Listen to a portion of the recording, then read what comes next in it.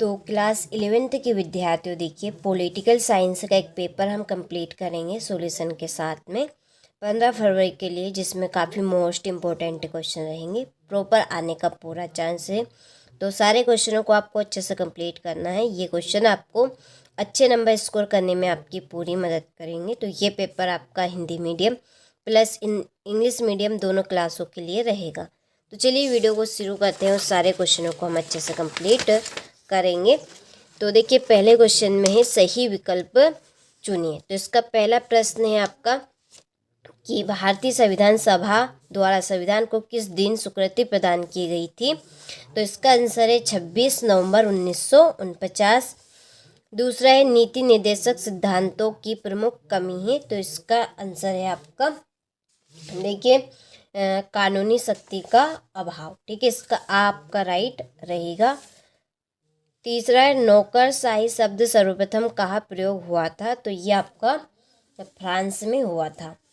चौथा है लोकसभा द्वारा पारित किसी धन विधेयक को राज्यसभा कितने दिन रोक सकती है। तो केवल मात्र 14 दिन तक। भारत का उच्चतम न्यायालय स्थित है। तो ये आपका दिल्ली में है। ठीक है, कहाँ पे है? दिल्ली में है। छठा है नगर निगम की संरचना में सम्मिलित होने वाली इकाई है। तो इसका आंसर है आपका उपरोक्त सभी।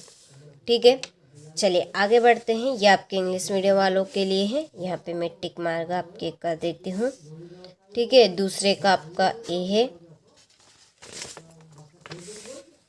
तीसरे का सी, चौथे का सी, पांचवे का बी और छठे का ऑल ऑफ द एबो। ठीक है, चलिए आगे बढ़ते हैं। रिक्त स्थानों की पूर्ति कीजिए। पहला है कि भारतीय संविधान के निर्माण में रुपये डेडेडेस व्यय हुए। तो इसका आंसर है 63,96,729। भारत में स्वतंत्र एवं निष्पक्ष चुनाव कराने का उत्तरदायित्व डेडेडेस का है। तो इसका आंसर है आपका निर्वाचन आयोग का रहता है।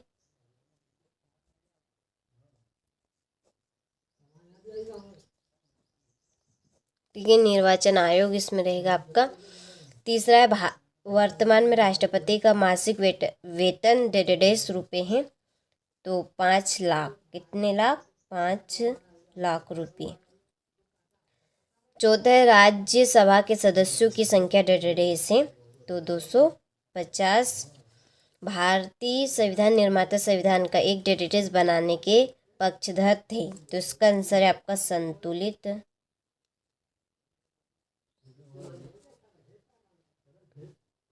दस्तावेज। ठीक है, और छठा है प्लेटो का प्रमुख ग्रंथ डेटाबेस है। तो इसका आंसर है रिपब्लिक। क्या आएगा इसमें? रिपब्लिक।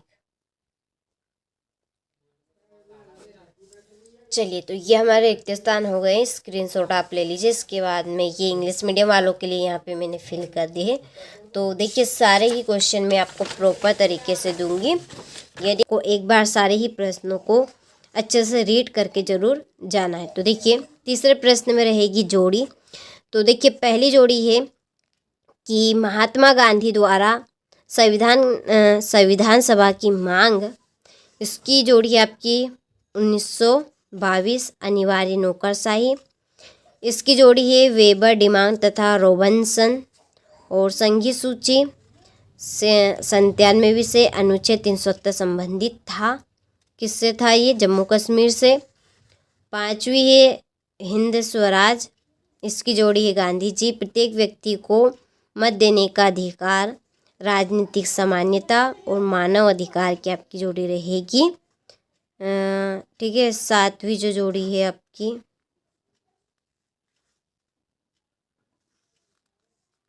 ले लीजिए यहाँ से स्क्रीनशॉट। ठीक है, और ये आपके इंग्लिश मीडियम वालों के लिए यहाँ पर मैंने फिल आपके कर दिया। यहाँ पे हो गया। इसके बाद में है क्वेश्चन नंबर 4। एक वाक्य में उत्तर लिखिए। पहला है राजनीतिक सिद्धांत स्वतंत्रता, समानता और न्याय, लोकतंत्र तथा धर्मनिरपेक्षता इत्यादि अवधारणाओं का आशय स्पष्ट करते हैं। और दूसरा है व्यक्तिगत स्वतंत्रता का सबसे प्रमुख समर्थक कौन था? जे एस मिल था। ठीक है। यहाँ से चौथे का आंसर आपका 2 रहेगा, पाँचवें का आंसर आपका मौलिक अधिकार रहेगा। ठीक है, स्क्रीनशॉट आप ले लीजिए। इसके बाद में आपका छठा है कि एक देश में भ्रमण यानी कि घूमने वाला जो व्यक्ति होता है अन्य देश का नागरिक, वो क्या कहलाएगा? तो वो आपका कहलाएगा विदेशी। सातवां, नेटस शब्द का क्या अर्थ है? तो इसका आंसर है आपका पैदा हुआ।